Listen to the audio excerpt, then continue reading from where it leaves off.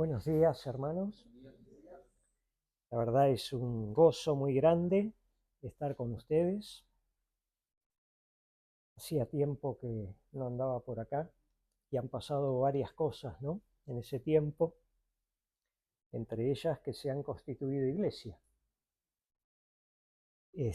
También no quiero dejar pasar la oportunidad para decirles que estamos muy agradecidos por todas las oraciones que han hecho a favor de Marcela, mi esposa, que ha pasado por un tiempo de enfermedad, pero el Señor tuvo a bien dejármelo un tiempo más.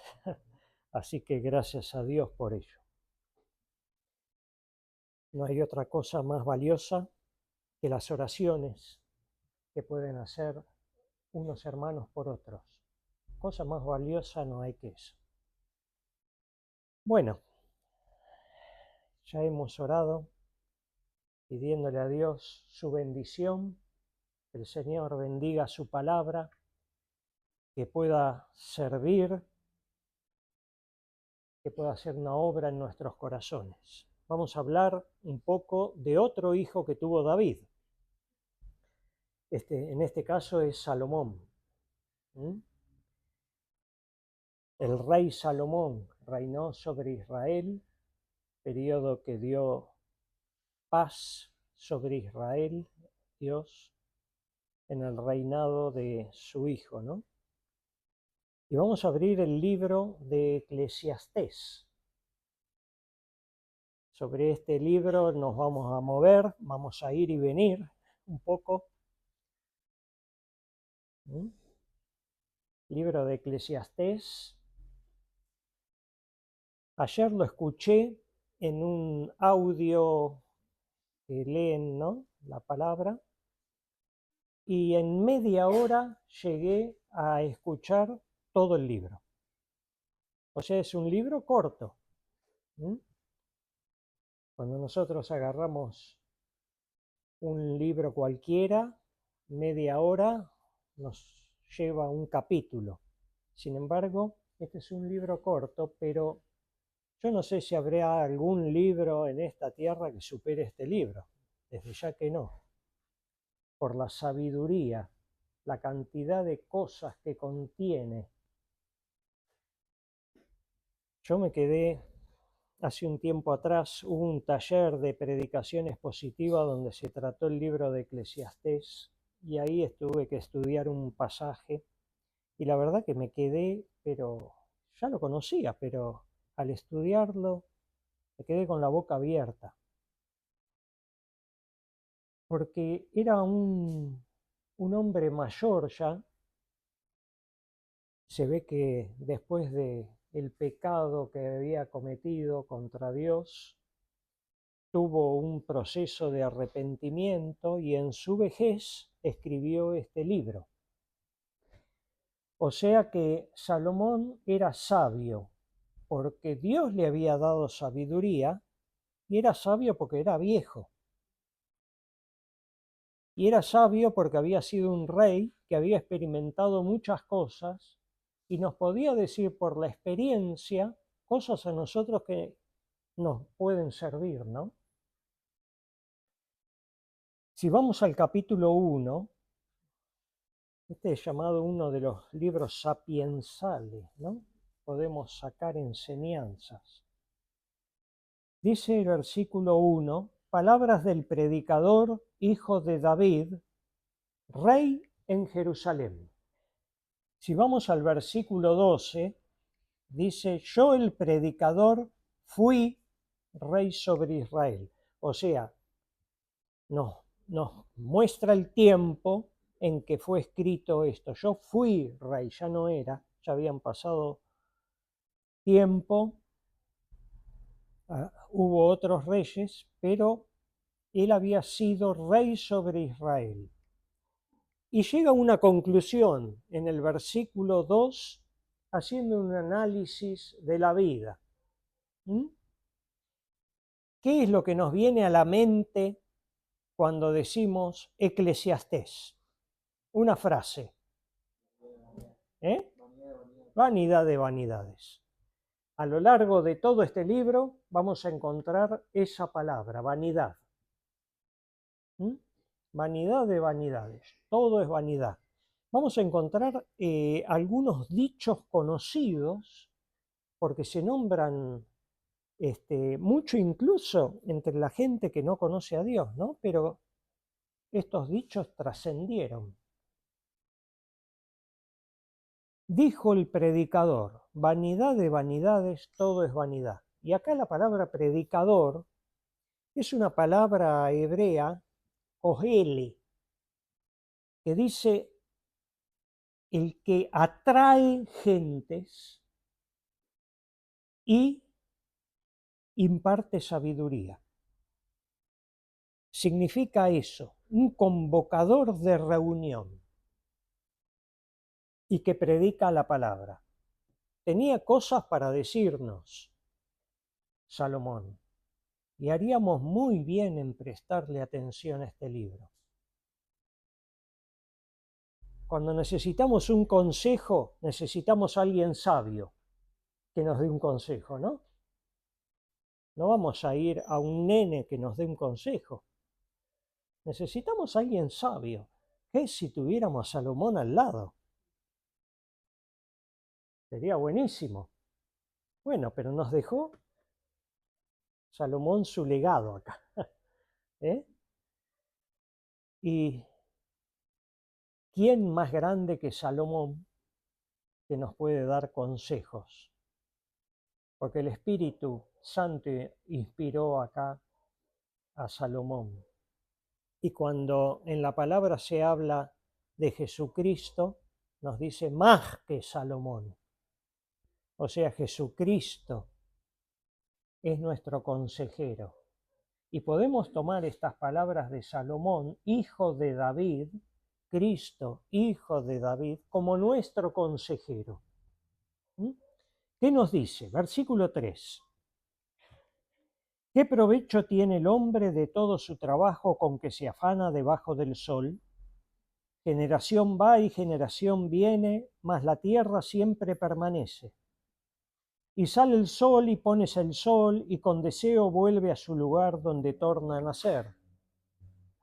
El viento tira hacia el mediodía y rodea al norte, va girando de continuo, y a sus giros torna el viento de nuevo.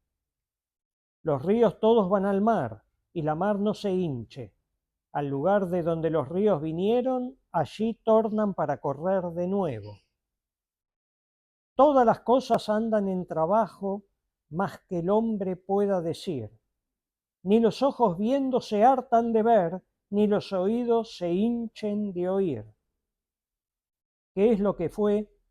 Lo mismo que será. ¿Qué es lo que ha sido hecho?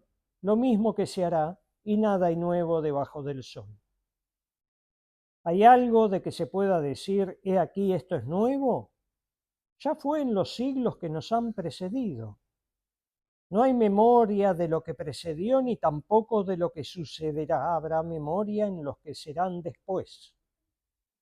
Yo, el predicador, fui rey sobre Israel en Jerusalén. Primera parte, ¿no?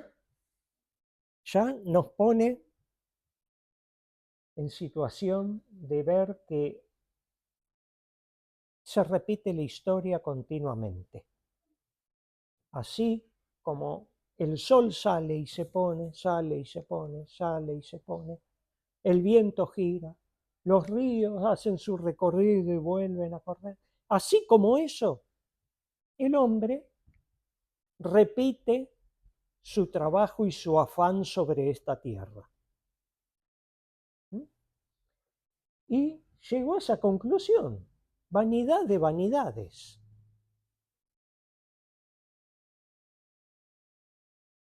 Fíjense cómo va haciendo un análisis a lo largo de los primeros 6 capítulos sobre todo. Por ejemplo, si vemos desde el 13 al 18, la investigación de los caminos humanos es trabajoso.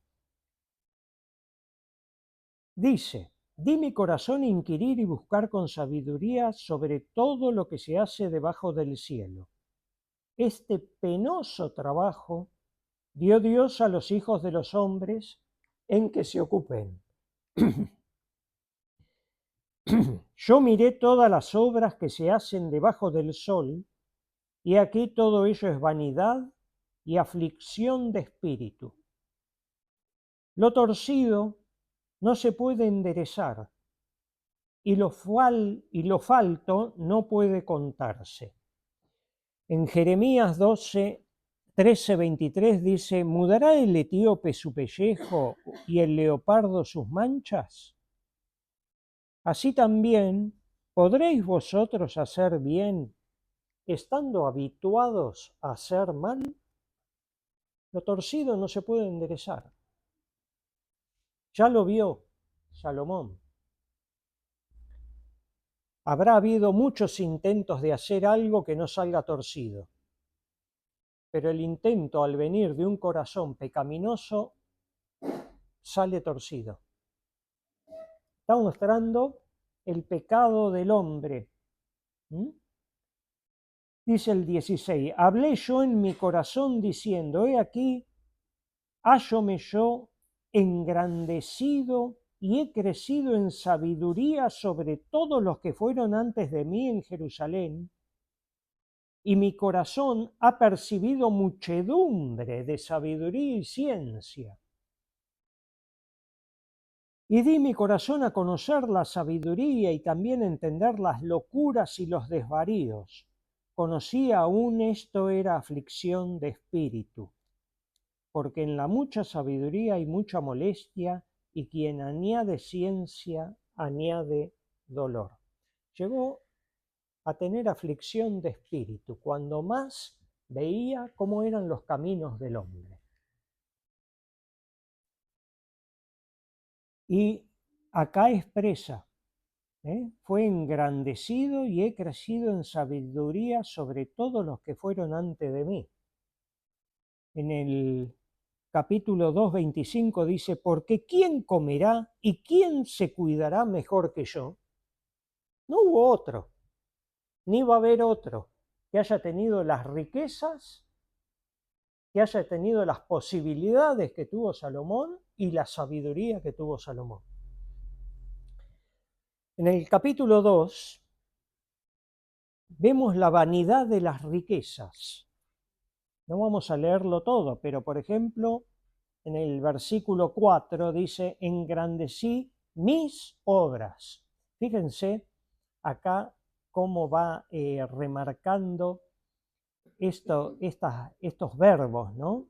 Engrandecí mis obras, edifiquéme casas, plantéme viñas, híceme huertos y jardines, y planté en ellos árboles de todos frutos.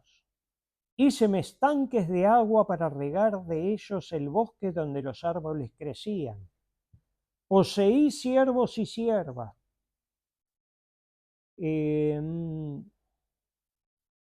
Tuve posesión grandes de vacas y ovejas. Versículo 8. Alleguéme también plata y oro, y tesoro preciado de reyes y de provincia. Híceme de cantores y cantoras, y los deleites de los hijos de los hombres, instrumentos músicos y de toda suerte. Fui engrandecido y aumentado más que todos los que fueron antes de mí en Jerusalén, y a más de esto perseveró conmigo mi sabiduría.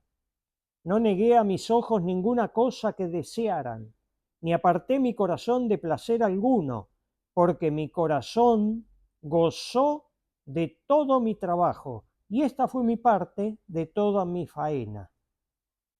Miré luego yo todas las obras que había hecho mis manos, y el trabajo que tomé para hacerlas, y aquí todo vanidad y aflicción de espíritu, y no hay provecho debajo del sol.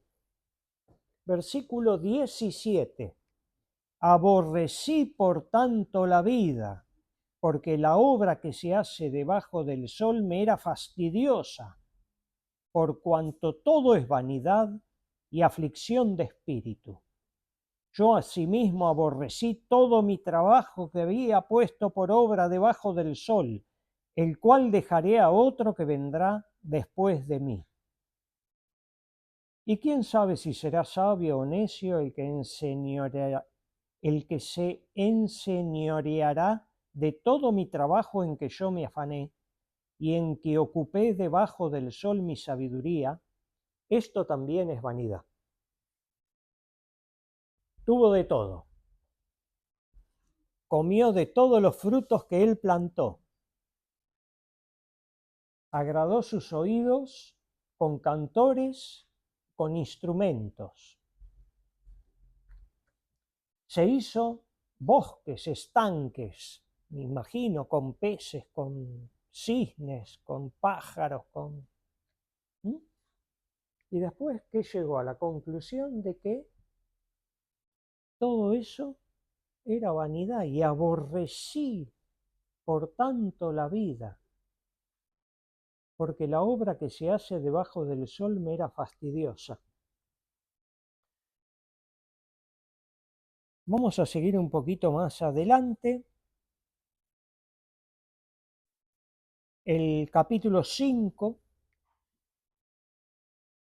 8 a 12, otras cosas que vio en este mundo caído. Dice, si violencias de pobres y extorsión de derecho y de justicia vieres en la provincia, no te maravilles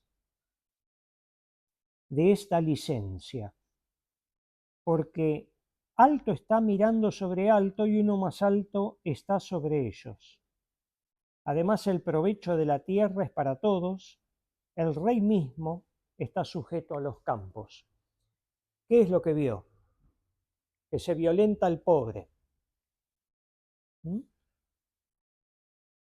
Estos versículos algunos comunistas pueden agarrarlos como preferidos, ¿no? Para darle un sentido diferente a lo que acá quiere expresar Salomón. Pero esto siempre hubo también en la tierra, violencia de pobres y extorsión de derecho. Si van a hacer algún reclamo o ponen algún abogado, se lo extorsiona. Después dice,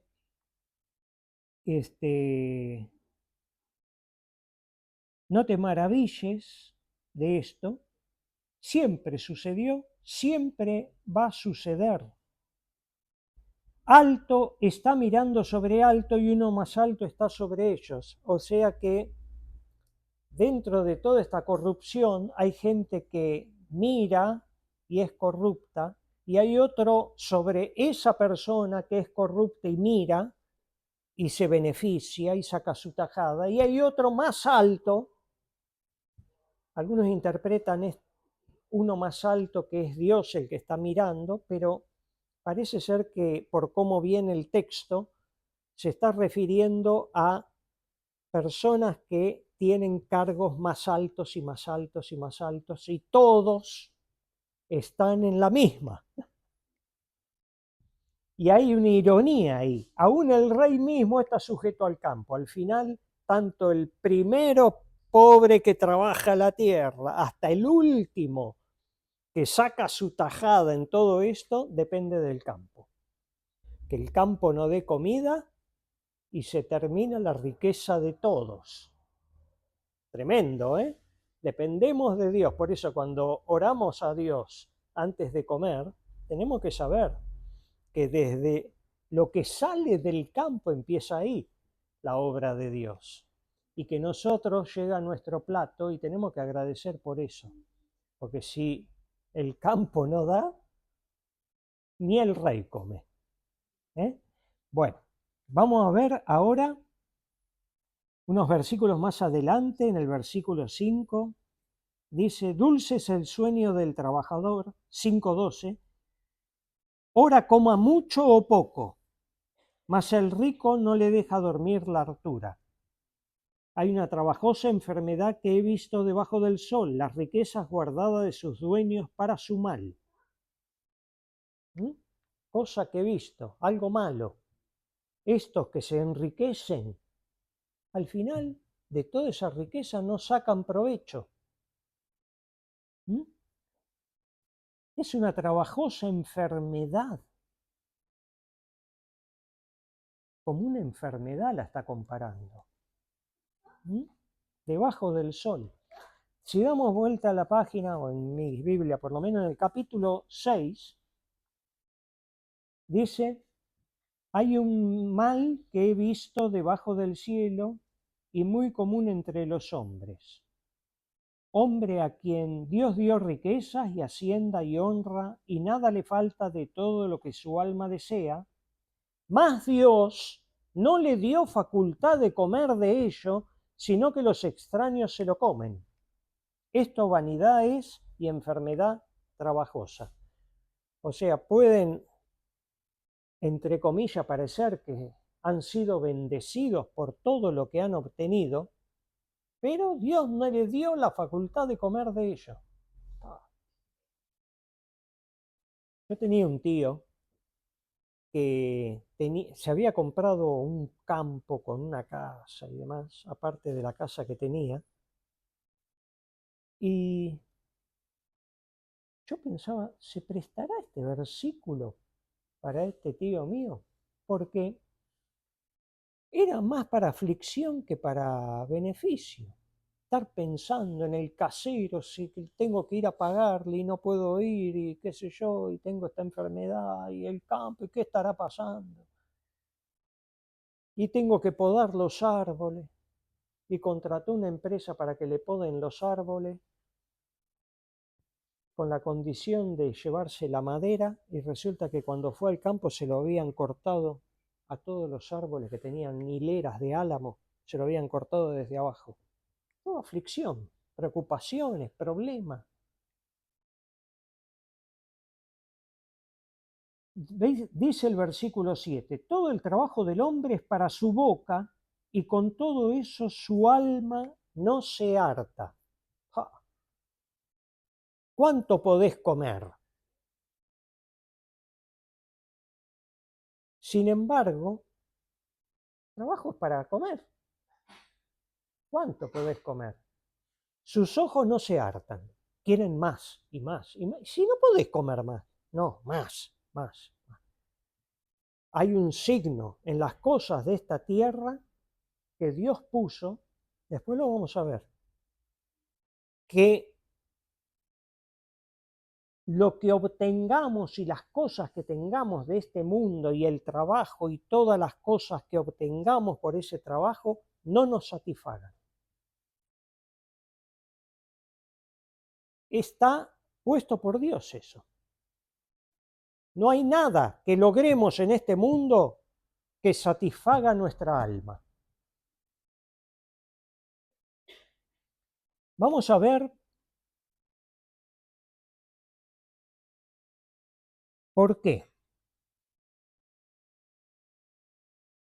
Acá puse: no se pueden crear fuentes nuevas de placer.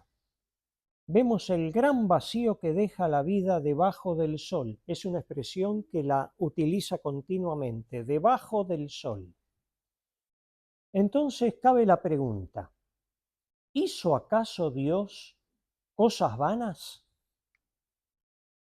¿Puede Dios hacer cosas vanas? La respuesta es un no rotundo. No puede hacer cosas vanas Dios. Todo lo que ha hecho lo hizo hermoso en su tiempo. Entonces, ¿por qué sucede esto? De que nada en esta tierra te satisface. Y acá nos tenemos que remontar al Génesis, en el capítulo 3, 17, ¿qué le dijo cuando pecó el hombre, cuando pecó Adán? Dios le dio una sentencia a la mujer, le dio una sentencia al hombre, y dijo también: maldita será la tierra por tu causa. Maldijo la tierra. Dice en Romanos 8:20, porque las criaturas sujetas fueron a vanidad, no de grado. Esto quiere decir por su voluntad, ¿no? No fueron sujetas a vanidad por su voluntad, mas por causa del que las sujetó con esperanza. Dios fue el que maldijo la tierra y el que sujetó todas las criaturas a vanidad. Dios lo hizo. Ahora, hay dos motivos por el cual Dios hizo esto. Uno, porque fue un castigo, ¿no? Porque Adán fue creado no para que viva vanamente. Tenía una relación con Dios estrecha. Entonces, el castigo, cuando pecó, fue que se quebró esa relación con Dios y maldijo la tierra. Pero hay algo positivo en esto. ¿Qué podrá haber de positivo? Que el hombre, al tener ese vacío, busque a Dios. Y es un acto de misericordia. Si el hombre encontrara satisfacción en las cosas de acá abajo, ¿buscaría a Dios? Si estuviera lleno. ¿Cuántas personas, ¿no?, ricas han dado testimonio, que podríamos decir son Salomones por ahí, que podrían dar testimonio de su riqueza y todo? Y hay, por ejemplo, uno que le preguntaron ¿qué se siente cuando se llega a la cima? Y la respuesta fue: nadie me dijo que cuando uno llega a la cima no había nada. Produce vacío. Y toda la gente va tras eso y se va frustrando continuamente por el vacío que produce las cosas de acá abajo. Pero gracias a Dios que es así, porque si no, ¿quién buscaría a Dios? Por eso llegamos a la conclusión que lo único que llena el corazón del hombre es Dios. No va a haber otra cosa. No va a haber otra cosa porque lo dice la palabra de Dios, y no va a haber otra cosa porque a medida que pasa el tiempo y uno lo vaya experimentando, va a ver que es así. Lo va a comprobar. Que tiene razón. Solo Dios satisface el corazón. Solo el corazón puede ser llenado por Dios. No hay otra cosa que pueda satisfacer. Entonces, gracias a Dios también por la maldición que Dios hizo, para que busquemos a Dios. ¿Hay cosas buenas debajo del sol? Sí, podemos considerar que sí. Por ejemplo, si vamos al capítulo 9, 7 a 10,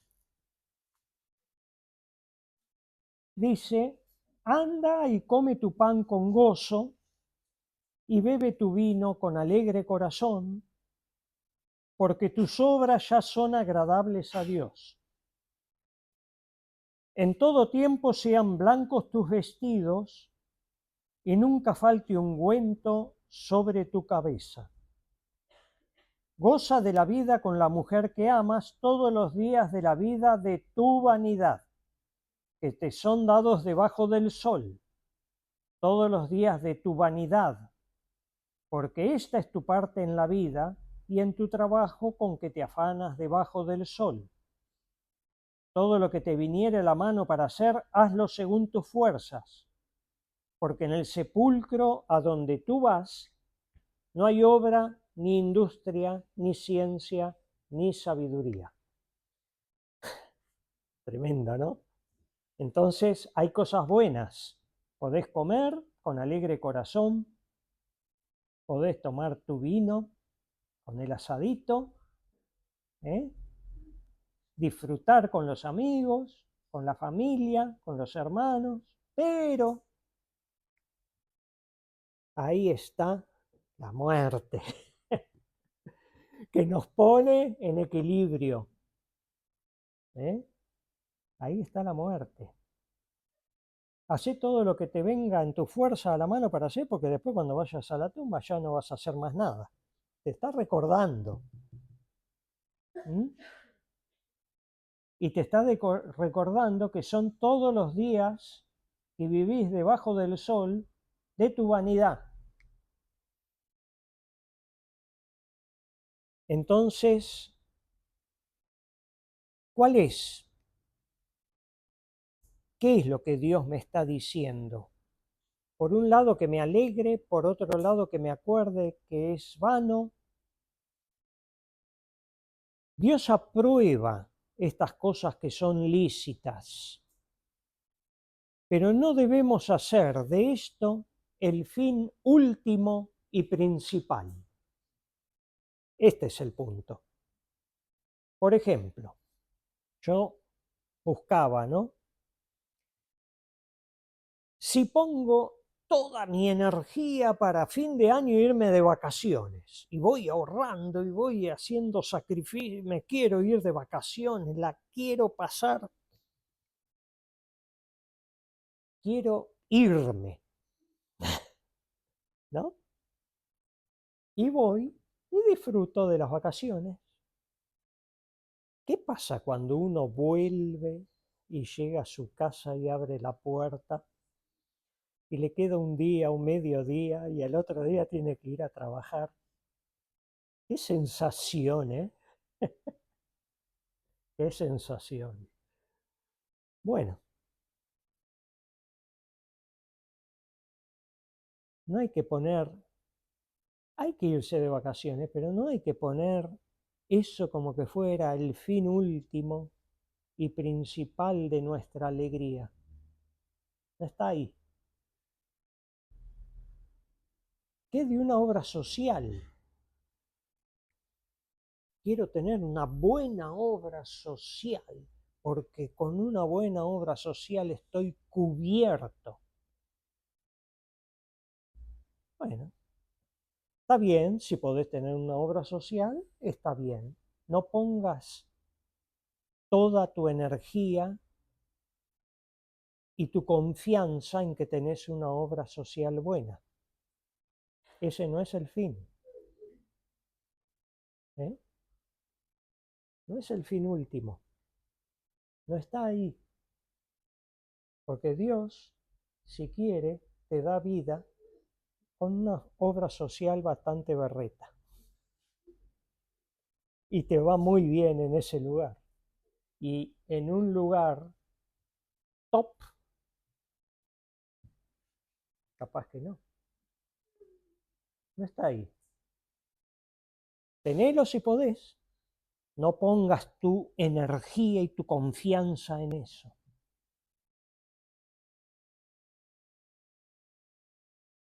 Progresar en el trabajo, ¿es bueno? Sí, es bueno. Acá es interesante porque va haciendo comparaciones. Por ejemplo, cuando habló de la sabiduría, que encontró amargura, pero llega a una conclusión, es mejor ser sabio que ser necio. Cuando veía la vanidad de las riquezas y todo eso, sí era vano, pero en algún momento dice, es mejor tener que no tener. O sea que va haciendo esas diferencias. Pero, por ejemplo, en el trabajo, ¿es bueno progresar? Sí, claro que sí. Y si Dios te hace progresar, tómalo como una bendición, pero no pongas tu energía en el progreso ese. No es el fin último, porque el hombre fue creado para adorar a Dios. Ese es el punto. Y ese es el fin último. Y eso es lo que satisface nuestra alma. adorar a Dios. Y uno adora a Dios cuando le conoce. Por el conocimiento es que uno adora. Porque si uno no conociera a Dios, ¿por qué lo va a adorar? Conocer a Dios es el fin último, para que de ese conocimiento brote una doxología. Eso es lo que va a llenar tu corazón y mi corazón. Conocer a Dios para adorarlo. Para eso fue creado. Por eso estaba completo Adán antes de pecar. Ahora vamos a ver también, abuelo de pájaro, en el libro este de Eclesiastés, cómo nos recuerda Dios que va a haber un juicio. En el 3:17, por ejemplo, leemos, y dije yo en mi corazón, al justo y al impío juzgará Dios, porque allí hay tiempo a todo lo que se quiere y sobre todo lo que se hace. Al justo y al impío juzgará Dios. Va a haber un juicio. Todo hombre va a morir y después, ¿qué viene? El juicio. Capítulo 7:2. Este versículo se usa mucho en los sepelios o funerales. Mejor es ir a la casa del luto que a la casa del convite. ¿Cómo mejor es ir a la casa del luto? ¿Cómo entendemos esto? Es mejor estar en la casa del luto que comiendo un asadito y a los que les gusta el fútbol después jugar a la pelota y pasarla bien. ¿Cómo es mejor ir a la casa del luto? Y fíjense cómo termina, porque aquello es el fin de todos los hombres. Y el que vive parará mientes. Esta es una traducción antigua, no sé cómo dirá en otra traducción, pero el que vive en la casa del luto va a saber que un día va a estar él en el cajón. Ah, ¿y por qué te hace bien saber que un día vas a estar en el cajón?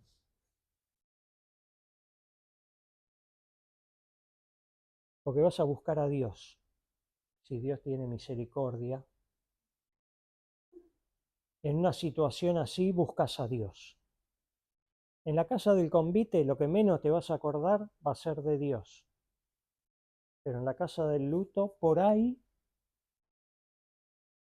encontrás la salvación ahí.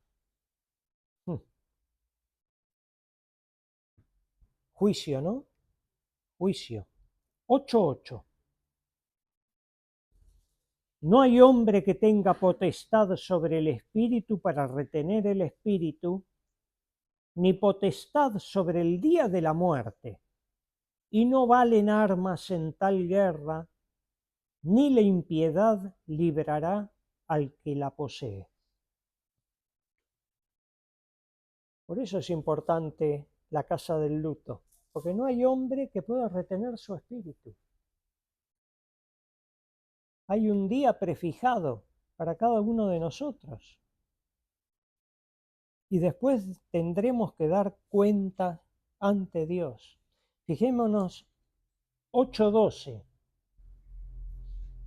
Bien que el pecador haga mal 100 veces y le sea dilatado el castigo, con todo yo también sé que los que a Dios temen tendrán bien, los que temieren ante su presencia. La primera parte del versículo bien que el pecador haga mal 100 veces y le sea dilatado el castigo. Por más que le sea dilatado, ¿qué está diciendo este versículo? El castigo va a llegar. Pero ¿cómo esta persona sigue viviendo así con todo el mal que hizo? ¿Y qué hizo Dios? Está dilatando el castigo. Tenemos que saber eso, ¿eh? Versículo 9 y 10 del capítulo 11. Alégrate, mancebo, en tu mocedad, y tome placer tu corazón en los días de tu juventud, y anda en los caminos de tu corazón y en la vista de tus ojos.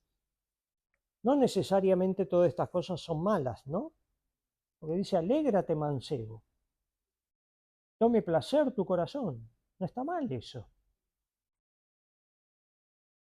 Pero más sabe que sobre todas estas cosas te traerá Dios a juicio. Alégrate, hacé todo lo que esté bien, anda con cuidado de no ofender a Dios, porque en aquellas cosas te va a llamar Dios a juicio. Otra vez, juicio. El juicio es algo que recorre todo el libro de Eclesiastés. Entonces es algo para tener en cuenta dentro de este libro. Y ahora vamos a detenernos un poquitito en el capítulo 5. Porque entre todas las vanidades que vio Salomón, la vanidad de la vida, la vanidad de las riquezas, de la sabiduría, de esperar justicia en la tierra, la vanidad de juntar riquezas, hay otra cosa que se puede llegar a ser vana. Y está en el capítulo 5, del 1 al 7. Y parece que Salomón habla de esta forma porque él hizo vana la religión.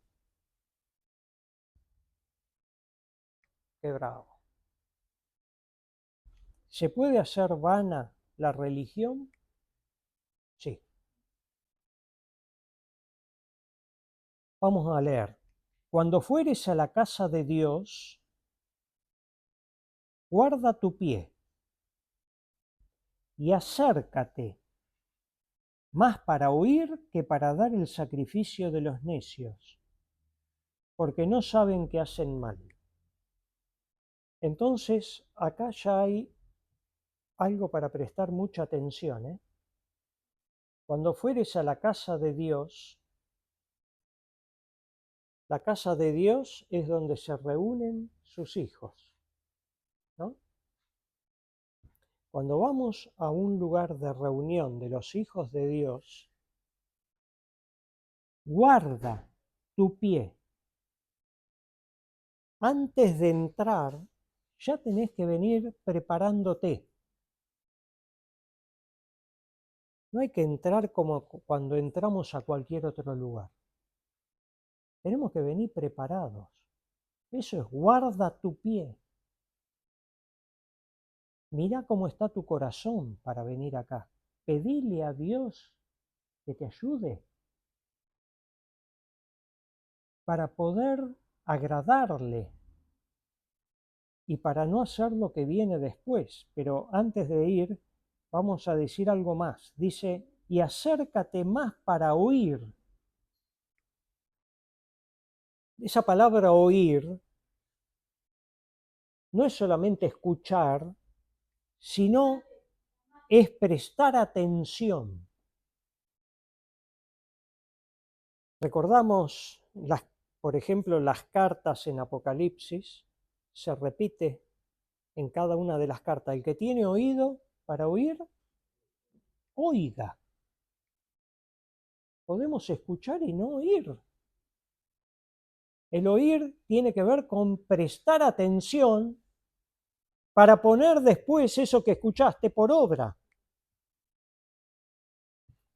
Y dice, versículo 2, versículo 1. Mejor, más para oír que para dar el sacrificio de los necios, porque no saben que hacen mal. ¿Qué es el sacrificio de los necios? Hay un ejemplo, por ejemplo, aquel que persiguió al padre de Salomón, el rey Saúl, ¿no?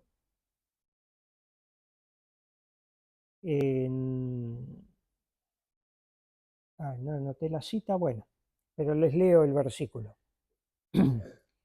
¿Tiene Jehová contentamiento con los holocaustos y víctimas, como en obedecer a las palabras de Jehová? Ciertamente el obedecer es mejor que los sacrificios y el prestar atención al cebo de los carneros. Cuando cometió la locura Saúl de sacrificar cuando no era un sacerdote, y vino el profeta y les dijo estas palabras, ¿no? Dios se contenta con que obedezcas más que el ofrecer sacrificios. Esa es una de las connotaciones que algunos comentadores han dado, pero también se puede referir a un tipo de sacrificio. Por un lado estaba el holocausto, que se quemaba totalmente, ese era uno de los sacrificios, y había otro sacrificio que se quemaba parte del animal cuando se lo sacrificaba y otra parte se lo comían, ¿no? Y parece que dentro de ese sacrificio hay una orden de que nunca le iba a ser perdonado un pecado que se hiciera, que se cometiera a sabiendas. Peco, total, después ofrezco un sacrificio. Ahí no había perdón, ¿eh? Entonces, antes que dar el sacrificio de los necios, mejor escuchar, mejor poner por obra las palabras de Dios. Porque sobre toda obra te llamará Dios a juicio. Y cuánto más cuando vas a entrar a la casa de Dios, que tenemos la posibilidad de escuchar y por ahí dejamos pasar las palabras. Hay más juicio en alguien que está adentro de la casa de Dios, escuchando y no poniendo por obra, que en alguien que no escucha.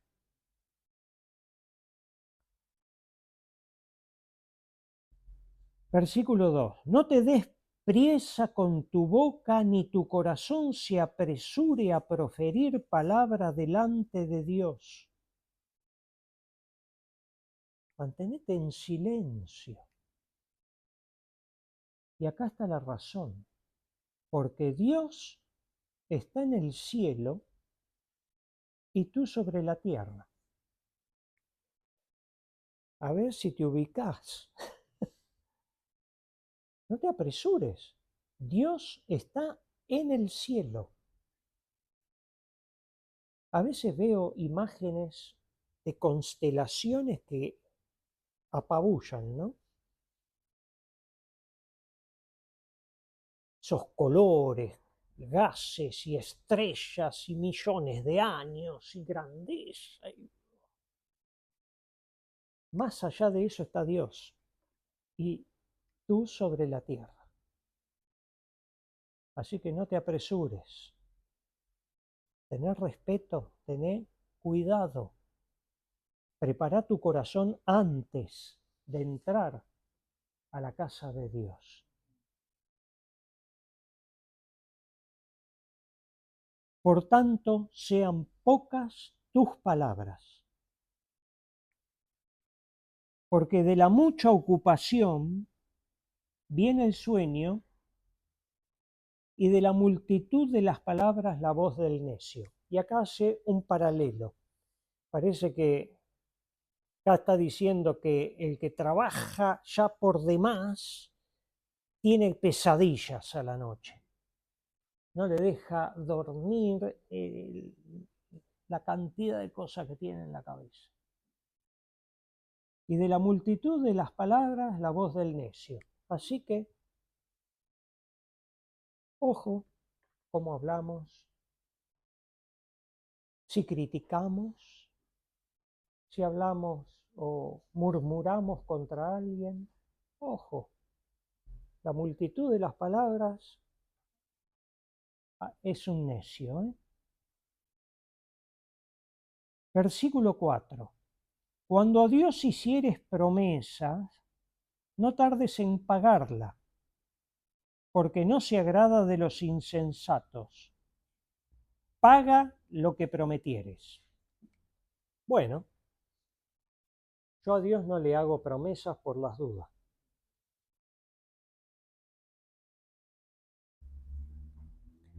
No sea que yo, como me conozco, si prometo algo, después no lo pago y acá me está advirtiendo. Mejor que no prometas y a que prometas y no cumplas. Pero, ¿puedo vivir sin hacer promesas a Dios? Esa es la pregunta. Por ejemplo, cuando me casé, ¿qué hice? Un voto, una promesa, ¿no? Si falto a esa promesa, a ese voto, ¿qué estoy haciendo? Prometí algo y no estoy cumpliendo. Prometí algo delante de Dios, no lo estoy cumpliendo. Cuando firmé el libro de membresía, ¿hice un voto? Entonces, ¿qué decía ese voto de membresía con respecto a Dios, con respecto a mis hermanos, con respecto, cuando me bauticé, hice un voto? ¿Qué dije en ese voto? Que me levantaba a una nueva vida. Entonces, un creyente necesariamente hace votos y promete cosas a Dios. Porque si no, no serías creyente. Si querés vivir sin hacer ninguna promesa a Dios, y bueno, no sos un creyente. Pero siendo un creyente, siendo ya participante de una iglesia, hiciste votos. Entonces, hay que cumplirlos. Porque ¿qué dice? Porque no se agrada Dios de los insensatos. Paga lo que prometieres. Estamos entre la espada y la pared. No es liviana la vida y vivo como quiero. No es así. Mejor es que no prometas que no que prometas y no pagues. No sueltes tu boca para hacer pecar a tu carne, ni digas delante del ángel.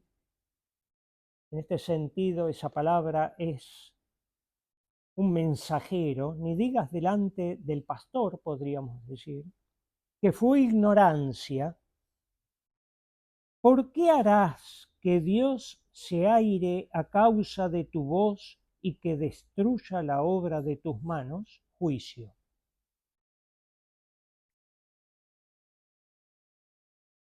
Entonces, no hay que ser, entre todas las vanidades de esta vida, hacer vana la religión también, porque trae consecuencias.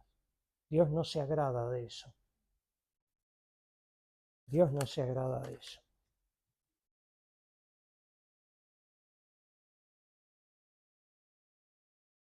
Por eso vamos ahora a ir terminando viendo en Eclesiastés capítulo 12 cuál es el fin del discurso.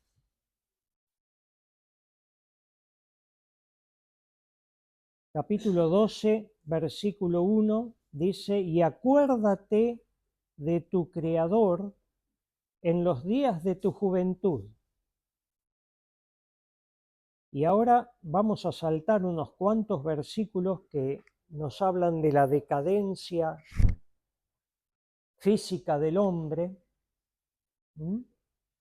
Hay unas cuantas figuras ahí metafóricas que nos van ilustrando cómo el hombre se va deteriorando, pero dice: acuérdate de tu Criador en los días de tu juventud antes, y si saltamos al versículo 6, dice: antes que la cadena de plata se quiebre.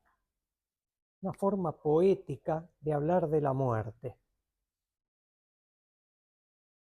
Y se rompa el cuenco de oro, y el cántaro se quiebre junto a la fuente, y la rueda sea rota sobre el pozo, y el polvo se torne a la tierra como era, y el espíritu se vuelva a Dios que lo dio. Vanidad de vanidades, dijo el predicador, todo vanidad. Y cuanto más sabio fue el predicador, tanto más enseñó sabiduría al pueblo, e hizo escuchar, e hizo escudriñar, y compuso muchos proverbios. Procuró el predicador hallar palabras agradables y escritura recta, palabras de verdad.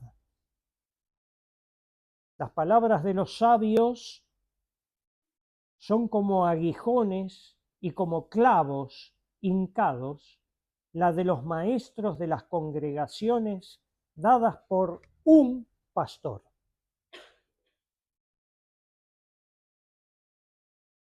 ¿Cuál es el salmo más conocido que nos habla del pastor? Jehová es mi pastor. Las palabras dadas por el Señor es mi pastor. Son como clavos hincados. Y esto parece ser que los pastores tenían entre los elementos para llevar al ganado, a las ovejas, unos palos con unas puntas que cuando la ovejita no hacía caso, se dispersaba, con eso la tocaba, ¡tac!, le dolía un poquito, no la lastimaba, pero volvía y la salvaba. Entonces, las palabras de del pastor, son como clavos, como aguijones hincados, para nuestro bien. Por eso, el predicador trató por todos los medios de enseñar sabiduría. Prepara tu oído para oír y para obedecer. Versículo 12. Ahora, hijo mío, a más de esto, sé avisado. No hay fin de hacer muchos libros y el mucho estudio aflicciones de la carne. El fin de todo el discurso oído es este: teme a Dios y guarda sus mandamientos, porque esto es el todo del hombre. Acá vamos a encontrar satisfacción en guardar los mandamientos de Dios y en temer a Dios. Acá, no está en todo lo otro. Acá está. Teme a Dios y guarda sus mandamientos, porque este es el todo. No hay otra cosa del hombre.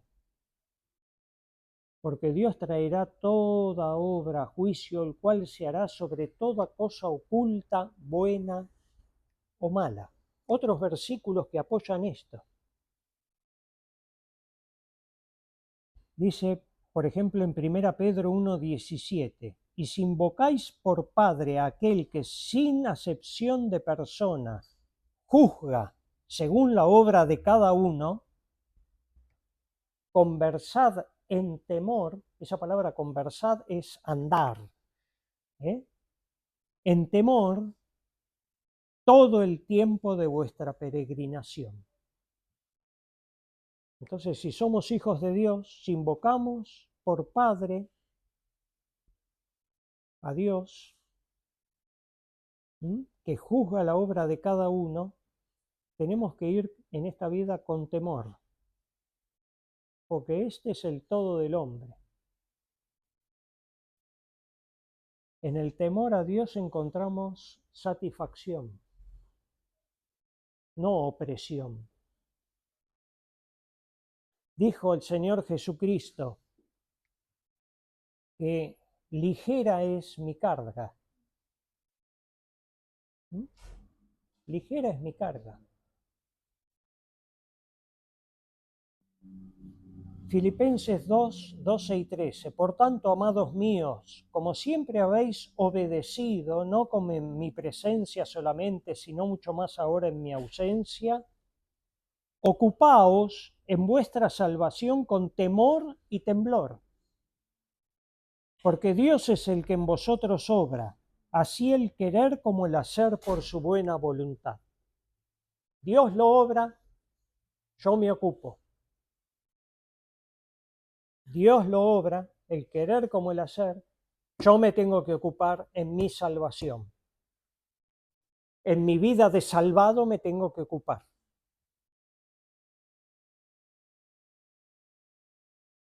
Segunda Corintios 5, 17. De modo que si alguno está en Cristo, nueva criatura es. Las cosas viejas pasaron, he aquí todas son hechas nuevas. Gracias a Dios que hace nuevas todas las cosas, porque ya vimos que lo viejo no satisface. Dios tiene que hacer todo nuevo. Una nueva criatura. A la mujer samaritana, ¿qué le dijo? Si bebieres del agua que yo te doy, no tendrás sed jamás. De él viene la satisfacción. Hebreos 12, 28. Así que tomando el reino inmóvil, retengamos la gracia por la cual sirvamos a Dios agradándole con temor y reverencia. Tomemos el reino inmóvil. Lo de acá pasa. Sujeto a vanidad fue puesto todo. Hay algo que es inmóvil y hay algo que no va a decepcionar, que es el reino de Cristo. Tomando ese reino, retengamos la gracia. Fíjense, el juego de palabras que hay en este versículo es tremendo. Tomando el reino inmóvil, pensemos en eso. Retengamos la gracia.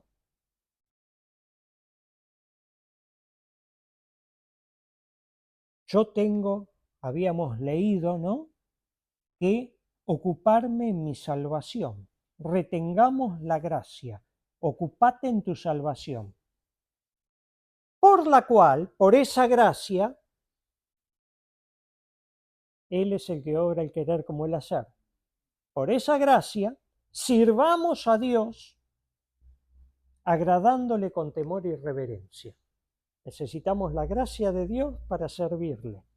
Tenemos que retener esa gracia pensando en aquel reino inmóvil. Y ya terminamos con Apocalipsis capítulo 21.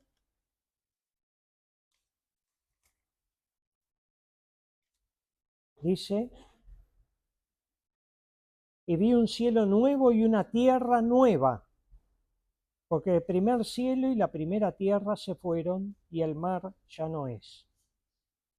Y yo, Juan, vi la santa ciudad Jerusalén nueva que descendía del cielo de Dios, dispuesta como una esposa ataviada para su marido. Y oí una gran voz del cielo que decía, he aquí el tabernáculo de Dios con los hombres, y morará con ellos, y ellos serán su pueblo, y el mismo Dios será su Dios con ellos. Y limpiará Dios toda lágrima de los ojos de ellos. Y la muerte no será más. Todo nuevo, ¿eh? La muerte no será más, y no habrá más llanto, ni clamor, ni dolor, porque las primeras cosas son pasadas. Y el que estaba sentado en el trono dijo: He aquí, yo hago nuevas todas las cosas. Y me dijo: escribe, porque estas palabras son fieles y verdaderas. Y díjome: hecho es, yo soy Alfa y Omega, el principio y el fin. El que tuviere sed, yo le daré de la fuente de agua de vida gratuitamente. No tendrá sed jamás. Todas las cosas en esta tierra nos dejan sedientos. Lo que viene de Cristo, no. Ya lo podemos experimentar ahora y lo experimentaremos de forma total, completa, acabada en el cielo. El que venciere poseerá todas las cosas. Más que Salomón, ¿eh?